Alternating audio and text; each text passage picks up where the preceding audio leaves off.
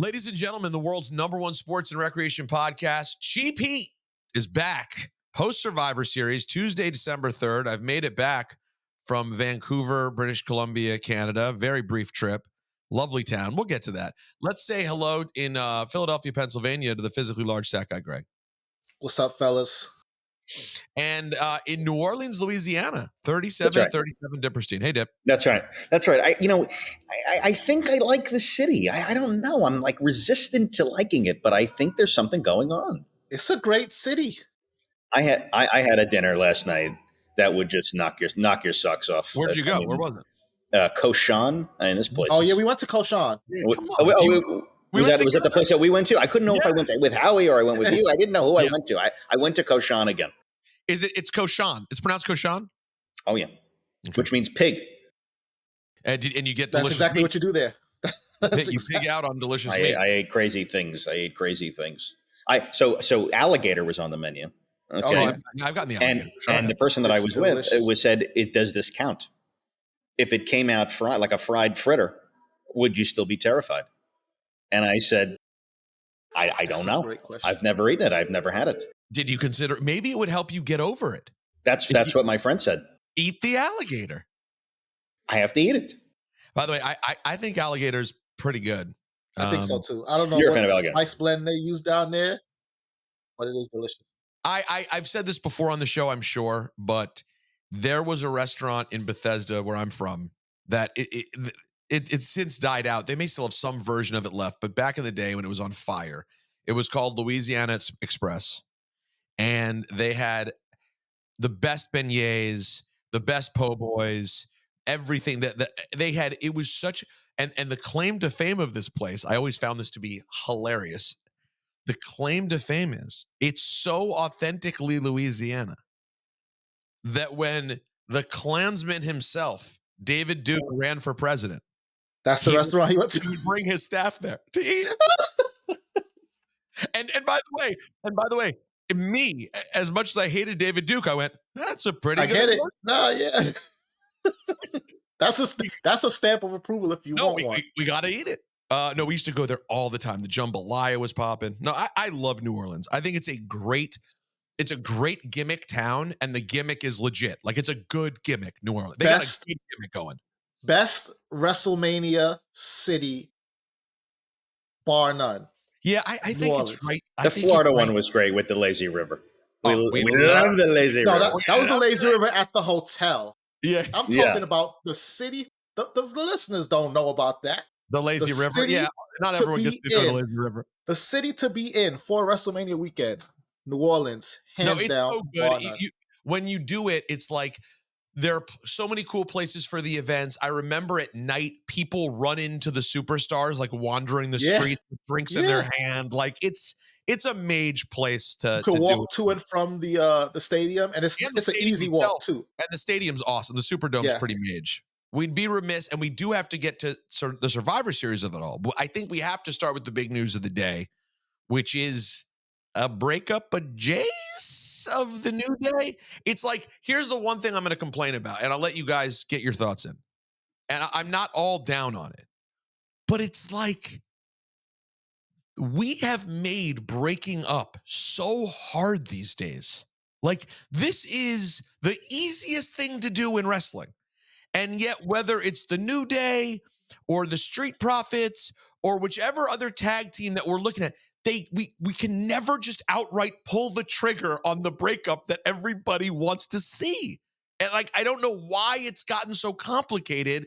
And it seems like there are mixed reviews of what happened last night. I saw some good and some bad, but either way, guys, you have to admit, like, they still sort of hedged their bets a little bit. Like, it's not a breakup because the fact is Kofi and Woods stayed together, and Big E is probably not going to be on television, and he hasn't been on television. So I'll start with you, SGG.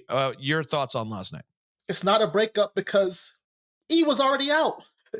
When the New Day shows up and you see them, it's Kofi and Woods together with the New Day Tron and the New Day theme doing New Day things. And when Big E pops up, he pops up by himself with the Wale theme music that we've been hearing since before he got injured.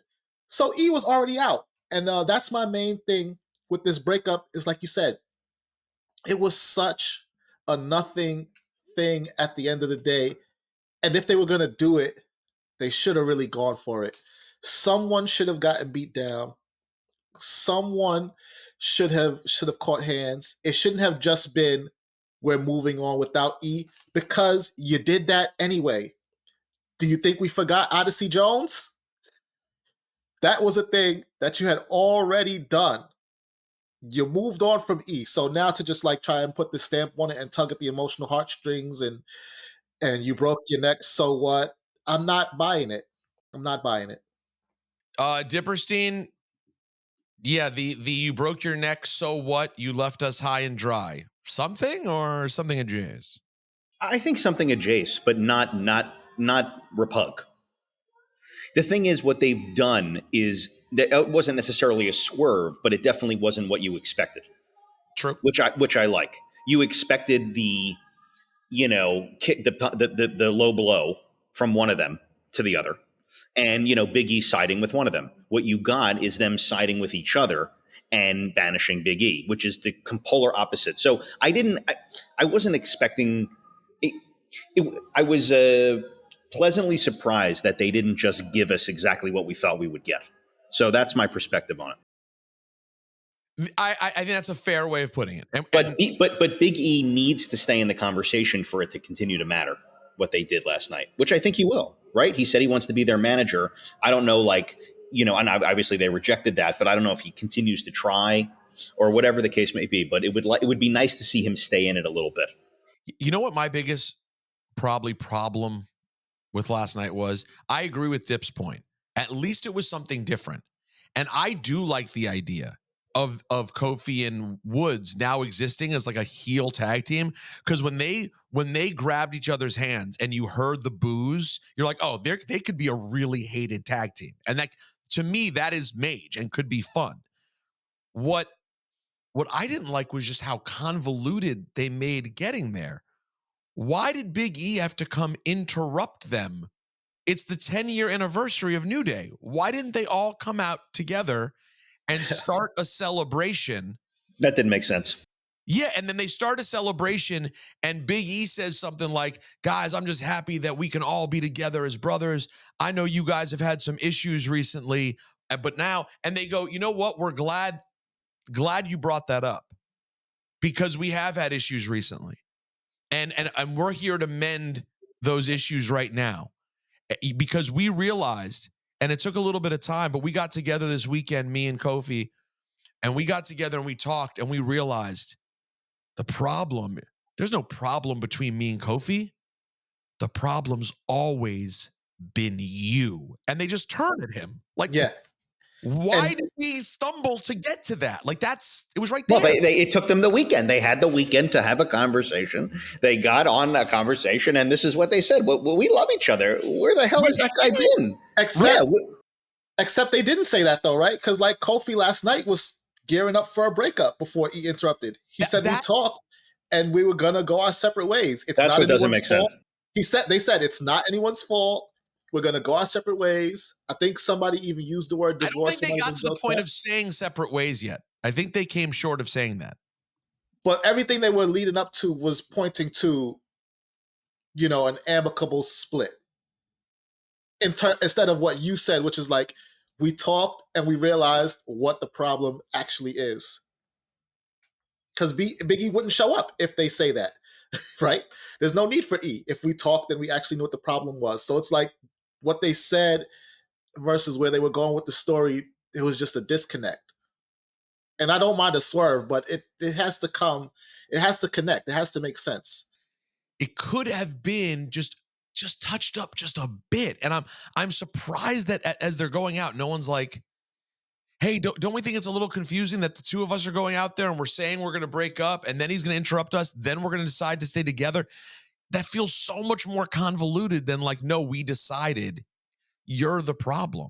It just seemed like it got confusing somewhere.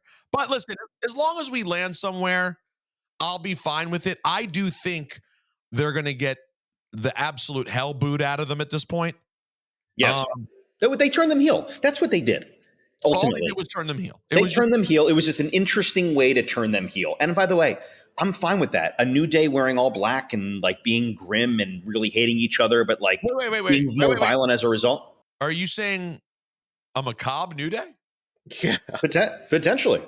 Potentially macabre New Day. The macabre day? I would love to see them have face paint and with skulls on their tights. It's interesting you talk about them like dressing in all black to play up their heel persona, because that's exactly what the Usos did, and it changed their careers. It took them to good point. The conversation of greatest tag team of all time just by going greatest tag team of all straight time. black. They're in the conversation. They are in the conversation. They're in the conversation. Usos are definitely Dip. That's not even crazy. Yeah, that's not crazy SGG talk to say the Usos are in the conversation. They are in the conversation. They're in the conversation. They're creeping towards conversation. Well, no. Well, I'll say this: how many other tag teams can you name where the members of it end up so in the top, like they're still a tag team, and they're at the top of the card like this? They're in rarefied air. By the way, that's a very good question, though. That's a very fun question to ask. You can't say that about any tag team. Were Powers they of Pain, Demolition? What do you mean? No, I'm serious though. I'm serious. Are there tag team? I mean, there's usually a Jannetty. So it's a really good. I mean, there's not usually a Jannetty. There's usually one person on the There's not usually a Sean. I mean, there's not usually a Sean. Yeah, that's probably true. Yeah. Well, that's true. But like, I would say, I mean, I gotta say, Jey Uso is in Sean territory as far as his level of popularity, maybe even higher. I mean, he is so over. He's one of the most over people I've ever seen in wrestling ever. Is that a fair statement to make? He's on it's crazier than the statement that I made, but it's it is crazier. That is crazier. He is great. He is great. He one is of the most over like Rover. He's one of the most over people I've ever seen. He's been consistently over for a very long time. It's a wild thing. It's a really good question. Is there a tag team that have had this level of longevity that both team members were were separately at the top of the card like the Usos are? Well, DX, when DX, when they weren't really a tag team; they were a stable. But when Road Dogg and Billy Gunn were at the top, they were hovering around it. Not like this though. It's not like this.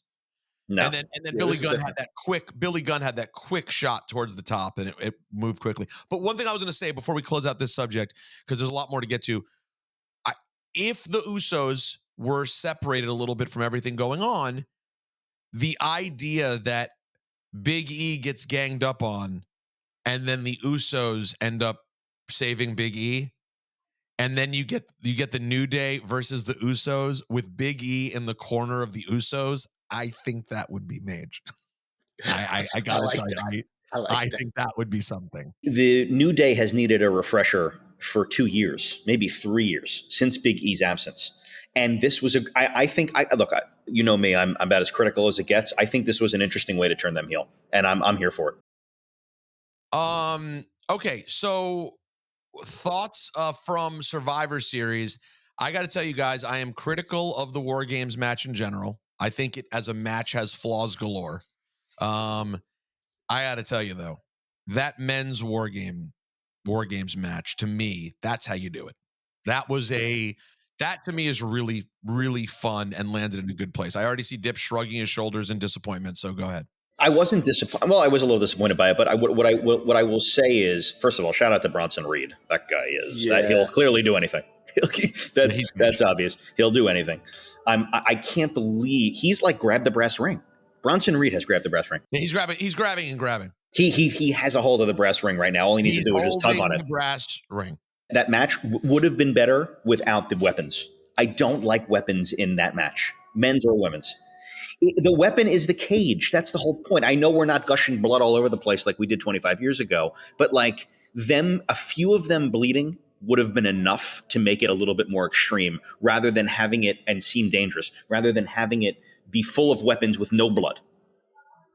Like that doesn't match. I need weapons. If you're going to do weapons, there needs to be a gushing blood all over the place. If you're not going to do weapons, there still needs to be blood. You can't do weapons and no blood. I disagree. I think if you're going to do weapons, it needs to be impactful. Like, for example, right? A TLC match needs weapons. That's what the point is. You brought up Bronson Reed, right?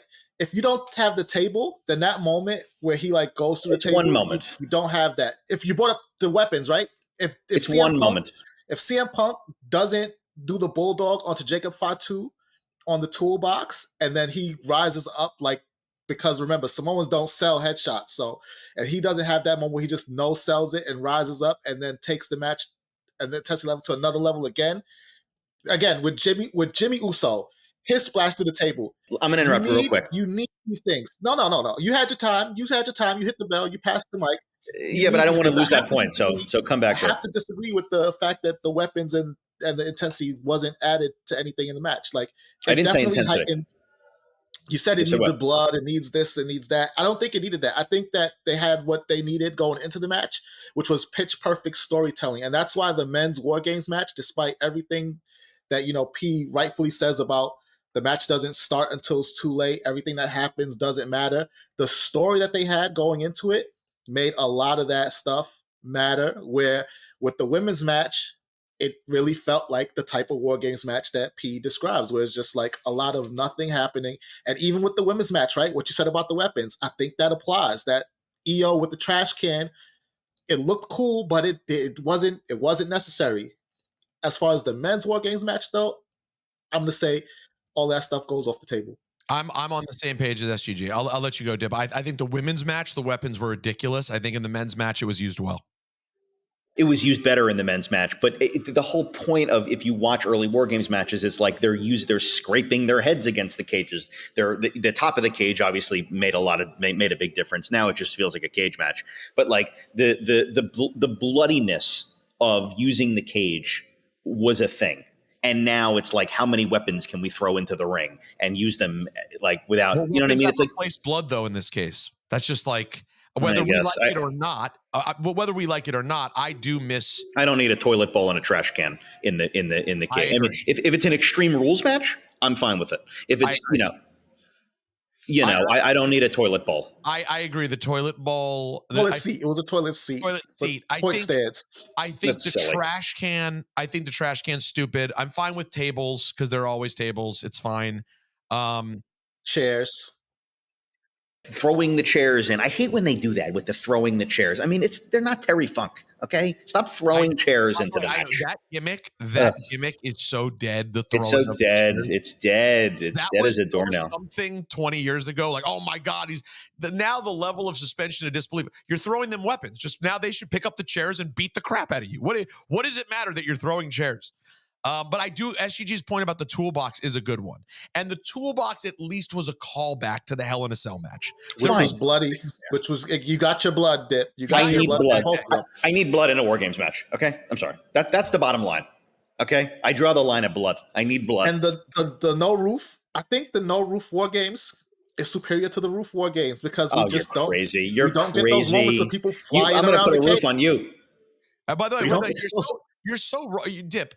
I have to admit, call me a sucker, a shill. You're a sucker and a shill. Thank you. I understand why Triple H has decided to remove the top. His logic is not wrong. They already have a top. Hell in a Cell has a top. Now you have high flying superstars. Why do you want to? We wouldn't have gotten the Bronson Reed spot. We wouldn't have got the Bronson Reed spot. We wouldn't have got the Jimmy Uso spot. We wouldn't have got Roman Reigns climbing the top and then diving onto all of his enemies. It just makes it feel more enclosed. I like none of those spots. I like it to feel like enclosed, like there's no way out. I like the no way out. Maybe I wonder if there's a way they could do it where they still have a top, but that you get space also. I wonder if there's a way they could do that. You know what I mean? I don't know what it would be. But then somebody won't be able to jump. Right, it'll be like the tsunami where Bronson Reed just like falls on his opponent. Yeah, he's fine, but everybody else. I mean, that spot was beyond. What is he thinking? Is he out of his mind? That was crazy. That's crazy. That's big Bronson Reed to you and me. I'm a big fan. Yeah, I'm a big Bronson fan. The women's match did not do it for me this time around. I did not. The weapons thing just got so silly. Like when I see Rhea Ripley run down to the ring. Like maybe one of the biggest badasses in the history of the women's division.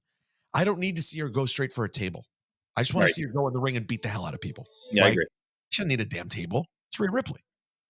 And I feel like when she took off her mask, it didn't get the that I was expecting. Now I'll tell you who had a good night. Braun Breaker, Ludwig Kaiser, and Sheamus. Banger after banger after banger after banger.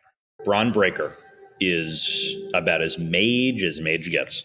He is a future champion for sure. That guy looks and feels and acts like a wrestler. That is a wrestler. He's built like Ted Arcidi. He is sort of built like Ted Arcidi. Sheamus is a maniac. I mean, maniac. Where's your pint? Are you having the pints? We didn't have the pint, as you guys know. We talked about that on Patreon. So that we were supposed to have a pint? Yeah. Hold on. I'm going to give you guys a little taste, though. Hold on. I feel comfortable doing this. I got a good. You're going to play? Are you about to ruin your relationship with Sheamus? I have good Sheamus stuff all around. Well, you guys tell me. Dip will tell me if he thinks this would be a violation. I think it's too much. Hold on. I can delete it if you think it's too much. I don't think it's too much. Pete, how's it going, mate? It's Sheamus. Here, I'm after fucking up the dates here. I just got back from Germany straight to Phoenix. Back home yesterday, and I leave again on Friday for the pay-per-view. Is there any way we can take a rain check for next week, mate? Sorry about that. It's on me. I just wasn't aware of what the dates were and stuff, so I got them all mixed up. Please let me know if that's okay, bro. Hope you're well, fella. Cheers. Could he be a better guy? Could he be a better guy, this guy? This Sheamus? I almost feel bad about my Sheamus take from the weekend, but he's a great guy. Wait, you had a bad Sheamus take over the weekend? Listen, I think it's a great take. I don't have bad takes. But my take is I'm okay if Sheamus never gets the Intercontinental Championship. Oh, I don't need him to do the Ultimate Grand Slam thing. I would like to see him get another main title shot. I mean, they're calling him future Hall of Famer already, which is totally true, by the way. He is. He's been a future Hall of Famer. 1,000%. Yeah. But I don't know. I'd like to see him in some sort of title picture. He is in the title picture. But what he's referring to is he's never had the IC title. It's the only title that's eluded him.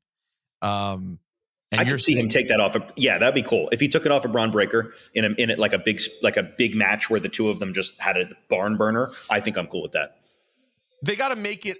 Well, SGG, so you just decide. Why did you decide you're cool with it? Just because it's that's a hot take. I mean, you're just trying to hot take. Because look, every time he fights for the championship, that's the story that he's never had the championship. So it's like him being obsessed with the title is a story, but they have to sprinkle in the details and the accoutrements that make it a story, right? How is his obsession driving his thoughts, his actions? How is that pushing him over the edge to get him towards the title? And then if he gets it, great. But if he never gets it and he becomes more and more obsessed, that makes the story more and more interesting. But the story now being he just hasn't had it. And so every time he shows up, he's going to fight it. And we're all rooting for him to get this thing that he's never had. The least interesting path to the Continental Championship for me, for Sheamus. And so as long as if it stays there, I don't want to see it. If they do something with it though, and make it like a real thing, then I'm open to it. But this is just like, he hasn't had it, and so he deserves it. I don't want to see it because he's gotten everything else. And you think about some of the other people on the roster, there's some people who deserve a King of the Ring or who deserve this and who deserve. Cena's never held the Intercontinental Championship. I'm not going to cry for Cena. He's on his farewell run. It's now, you know what, SUG? I got to tell you, I think SUG's kind of in his bag today. You think he's in the bag? I'm sensing he's in the bag. I'm There's feeling a bag. I don't see or feel a bag at all of any kind. So Sheamus and I are on the same flight home. We were same flight back to the East Coast. And I told him about this flight. He didn't know there was a late flight getting out. I'm like, oh no, there's a flight you can make. And he got the flight. Mint. Sheamus gets the mint seat, of course. No good deed. I get to the airport. There's no mints left. Oh, I have breaking news, by the way, after this. I have breaking news. I get on the plane. I'm walking past Sheamus as he's getting comfy and mint, and I'm going to repug economy, even more space. And he goes, Pete, why aren't you sitting up here? You're a superstar. You're supposed to be a big man. What are you doing? And I had to go walk sadly by myself, then have Sheamus taking pictures. He's snapping pictures of my friend Justin Scalise, who's sitting in Mint, going, look how much space he has in this seat. You should trade Justin. You should have, by the way. Listen, Justin's a big executive, okay? He's a big executive. He got the Mint seat. Now, what was your big breaking news, Dip? Today, on my flight home from New Orleans to Los Angeles. Come on. I am flying first class. Oh, my God. A moment in time. This is where the big boys play, huh? Oh, man, I'm getting there. That was the wrong one, but the right one. Now, how did this happen? Did like the new job, did someone pay for this, or you got an upgrade situation that was worthwhile? No, work pays for the flight and the upgrade. Ready for this? What was it? Was $200. That's a no-brainer. Range. 200 is a no-brainer. No question. Look at you. What airline are we talking about? Delta. So the question's going to be, is what kind? This may be a jabroni nothing. It could be a jabron seat, but the food options that I'm going to be having are real food options. May I read them down to you? Sure. Yeah. No. Come on. This is what I want to hear. If anybody wants to know, what is the similarity between your main two podcasts, Juan Ep and Cheap Pete? I'll tell you, a lot of travel talk. Go ahead. Well, that's what we all do. I mean, okay. Brian, select your meal before the LAX flight. Okay, let's go to the entrees. There we go. By the way, Dip, welcome to life. Yeah, you have no idea. This is going to change everything. Yeah, he may not go back. I mean, it's not the first time, but okay, ready? It's been a while. Should I choose the braised beef short rib with the red wine demi-glaze, celeriatic puree? I guess that's celery puree. Yeah. Roasted carrots, cremini mushrooms, served with mixed greens and balsamic vinaigrette. That's one. It's a lot of vegetables for you. Chilled teriyaki glazed chicken breast, soba noodles, edamame red snapper salad, or excuse me, edamame red pepper salad. I'm not an edamame guy. Carrots and sesame seeds served with fresh fruit. I don't like fruit, as we know. So we know that. Yeah, it's out. Mushroom herb ravioli with a truffle cream sauce. Very risky on a flight to have a cream sauce for me. I'm gonna have to plug myself up with a million pills. Wild mushroom, wilted kale. I love how they advertise kale as wilted. They'll never say, iceberg, wilted iceberg. Parmesan, capitalized oddly. Served with mixed greens and balsamic dressing. I'm all ready to move on. Those are the three choices? There's then a limited selection of a margarita pizza and a seared salmon with capers and thyme-roasted fingerling potatoes. Wait, that's two more separate options? Those are the limited options. Oh. So it means if you don't get the first three, it's a bountiful amount. All right. I would either go braised short ribs or the pizza. We're in lockstep. Me and Ash. By the way, I would have considered actually the ravioli, but seeing as you're a freak damaged person, you can't have cream sauce. So I would say the braised rib or the margarita pizza. I could have it. If I eat truffles cream sauce on a plane, I need to have industrial strength lactate or something of the latter of the like. But I have chosen the braised short rib because I'm a big short rib guy. Yeah, big. Enjoy it. Enjoy yourself, and have a beverage while you're at it. Why not? What time is this flight? It's at 8:00. 8:00. Several beverages. And you're going 2 hours backwards. How long is the flight to LA from New Orleans? 4.5 hours. God, I got to tell you, LA is just far from everywhere. No matter what you do, it's far. Nothing is farther than Hawaii. No, that is true. Now, LA is also far from Hawaii, though. No, exactly. Hold on, let's be real. Hold on. LA, you have a few good LA flights. San Francisco, fantastic. Vegas, terrific. The west coast of Mexico, awesome. San Francisco. I already said San Francisco. Oh, you said okay. Seattle, we'll throw in Seattle, just Seattle, Vancouver. I've never been to Seattle. All easy flights, all relatively easy flights. But after that, everything is far from this place. I got to tell you, got to move the city. It's because there's a big chunk of states that you'll never fly from. I know. And then there's a few that you'll fly from. That's what's great about the eastern part of the country. It only starts to get ridiculous when you get past Texas. Once we get to central Texas and you're in that 4 hour from New York range, enough is enough for it. It's too much. It's too much. And I got to think about these things because, like, for example, if there's a job for me, I don't know if there'll be one on January 6th, and I'm not talking about invading the Capitol, which I've also considered. But I'm talking about the Netflix premiere. It's so far, and we'll be a few weeks from D-Day. And I have to be like, from D-Day. Yeah, and so it's like, now listen, our doctor has kind of said we can keep an eye on things, and in all likelihood, if you haven't seen any sort of contractions, you can go away for a day, you'll be fine. But the idea of like, she starts feeling something, God forbid, and I have to go, it's like the fastest I can get home is like 8 hours, 9 hours. That's a lot. That's enough time, though. You think it's enough time? Yeah. I feel better about the Rumble. Like, it's Indiana. It's an hour flight. If I had to, I could run and jump in a car and speed home in 8 hours. You know what I mean? It is, the LA thing is just so far. They need to bring back the Concorde, but make it for like, instead of going New York to London, just do New York to LA also. Oh, that'd be nice. The Concorde. I remember hearing the Concorde. That was a thing when I was young. You remember that? Hearing the Concorde? Okay, so we mentioned the banger. Shout out to Ludwig Kaiser, by the way. Biggest spot he's ever had in WWE. Big not singles match, but big triple threat match at a PL. He's very good.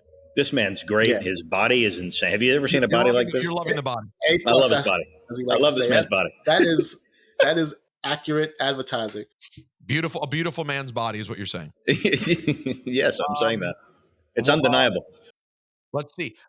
What do we think of the new look Shinsuke Nakamura? I love it. Macabre Shinsuke. Who doesn't love Macabre Shinsuke? By the way, that is the match you will hear me and Big E discussing. We chatted during Macabre Shinsuke versus LA Knight. I liked it. This Undertaker version of Shinsuke, kind of man. By the way, do you guys realize that he got 2 new theme songs over this past weekend? He came out to one theme song on Friday that was completely different from the one he came out to on Saturday. Yeah. Wow. And they were both hot fire too, by the way. Love them both. Tip, you'll be happy to know, I got an email here that says Boss Man D-Lo is on $1 million worth of game this week. So I love Boss Man D-Lo. So if you want to hear what Boss Man D-Lo is all about, he sat down with Gillian Wallow. If that interests you. What is he doing? I'm sorry. What is Boss Man D-Lo? If you want to be a boss, you got to check out this podcast. I want to be a boss. He's on $1 million worth of game this week. So go listen to Gillian Wallow's podcast. Dip has no idea what we're talking about. No clue. But I wonder how what Boss Man D-Lo's perspectives on life are. Well, I'm sure I promise you they were discussed with Gillian Wallow. They have to be. By the way, you and Gillian Wallow should all be friends. Proud Philadelphians everywhere. We gotta. How does that not happen? Yeah, come on, man. I'm ready to go. So that was the U.S. Championship match. I got no problem. By the way, I don't even really need LA Knight to be chasing the the U.S. title again. Like I kind of feel like he had a good enough run with that. Let's start moving LA Knight in a new direction.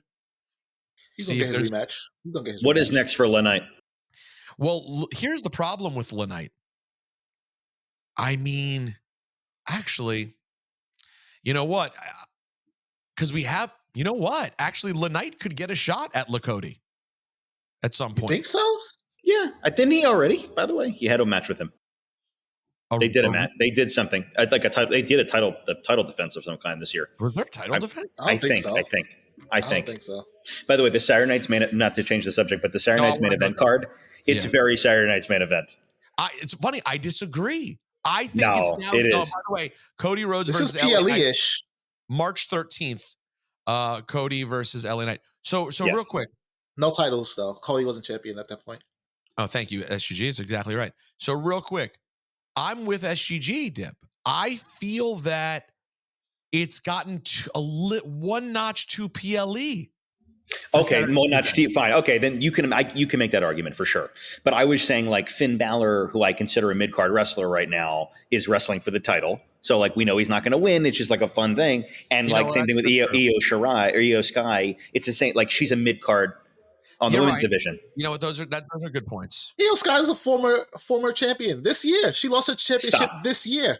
Stop it. She lost her world championship this year. I don't care what she did. She's a mid-carder right now. She lost her world championship this year. She is not a mid-carder. But you don't think she's winning the title, do you? I think it's a possibility. No, you don't. So slim possibility, but I think it's possible. But I think that's what Dip's main point is. Don't focus on the mid card part. The Saturday Night's Main Event part is that you get big title matches, but in all likelihood, no titles changing hands except the first crowned women's Intercontinental Champion. That's going to be Kevin Owens is going to win this title at Saturday Night's Main Event. You want to? Are we betting on that? I'll throw down $10 on that. Wow, look at you. Yeah, you think Kevin Owens is winning the championship? Yeah. Over Cody Rhodes on Saturday night. So they're putting Cody face there of the is Rhodes. No chance in hell that is happening. Okay. It's happening. It's happening. Really, at Saturday Night's Main Event, Cody, the guy who was on Jimmy Fallon on Thanksgiving night promoting Saturday Night's Main Event, is going to walk in to Nassau Coliseum and in front of the world. By the way, live across the world. I don't even think it's on tape delay in LA. I think it's airing at 5:00. It is airing at 5:00. They're live everywhere. Right. We're going to put a bet on. I'll bet right now. I'll bet you. Now here's the stipulation. Fallon the title has to change hands. It can't be a count out. The title is changing hands. Kevin Owens is walking out $100 as right now. champion. $100. He's walking out as champion. And yes, Cody went to Fallon on Thanksgiving night. That's all well and good. They don't need anybody to go back to Fallon for another few months. You want to put $100 on it? $100. I said 10. 10 is, I mean, come on. 10. I said 10's not even. You're not confident in this take. You're not confident. I've been riding this take for months. You're not confident. You're riding it. You're dangling by a piece of dental floss on this take. You're not confident that Cody Rhodes is going to hold on to it. I am. I'll bet you $1,000 cash. Wow. Okay. Now we're having a conversation. How about this? Dip, will you give him odds? No. You won't give him odds, though. Then you're not confident. I'm confident. 1,000. Would you do 1,000 SUG? 10. My 10 for his $1,000. Absolutely. 1,000 straight up. No. Ready for this? No. 10,000. So. Okay, we mentioned really quickly, by the way, that I'm guessing Chelsea Green will win the Intercontinental Championship on Saturday Night's Main Event. How did they not put her on TV? United States Championship. Sorry. They added afterwards the Intercontinental Championship, which, by the way, little confusing, guys. Maybe want to stagger that a little more. Dip, did you know they also added a women's IC title? Oh, yeah. Yes, I did. Added it to the mix. Yes. Wait. In addition to the women's US? Yes. Okay, they added another one. It's just a lot at one time. I might have preferred a little bit of staggering. Like we didn't need to. Let's get there in a little while. But no, one of them should have happened in the summertime. Right. We just need a little gap between, or by the way, or I'll go the opposite route, or announce them at the exact same time on both shows the same week. One or the other, but it was like a slight stagger, and it was like, wait, what's happening? Wait, are you sure? Did you guys just confuse US for IC? Anyways, as I just did, Chelsea, I think, will win the US Championship. But guys, how do they not put her on TV in any capacity at Survivor Series in British Columbia? She's ove like a rove, dude, and she's the only one from there. Yeah, I think because they didn't have anything for her, they just didn't let her. But she wanted to. She was there. She was out there doing media and stuff. Like, she just should have walked out at some point. Whether she claimed she was hosting it, but they didn't really have her host it, and she pretends that she's hosting it. There should have been some use. That would have been fun, actually. She claimed that she hosted it. Doesn't it feel a little bit old school WWE to not showcase the very obvious local star? Like, that feels so old school. Yeah, if she was higher up the card, though, she would have definitely been featured and showcased, probably even on the poster. Yeah, I mean, listen, you had hosts at Bad Blood Jade is from Atlanta? Maybe? I don't know. Does Jade live in Atlanta? Let's find out Jade's connection. I can't remember if Jade's not from Atlanta, though. I don't think she is. I don't know. It seemed like that would have been such a no-brainer to put Chelsea on there. I would have loved to have seen that. We didn't get it. It is what it is. But guess what? Here's my question for you guys. If Chelsea wins the title at Nassau Coliseum, yes, he is. He absolutely is. Will we get an appearance in some way from Long Island Ice Z? He absolutely is. Zach going Ryder to be there. Yes. Has to be, right? I don't know if it'd be dope, but we're definitely gonna see him. Wait. What? He's a Long Island hero. Oh, I mean, okay, sure. By the way, Long Island Ice Z walked so MJF could run. I mean, I would not go that far at all. Not even close.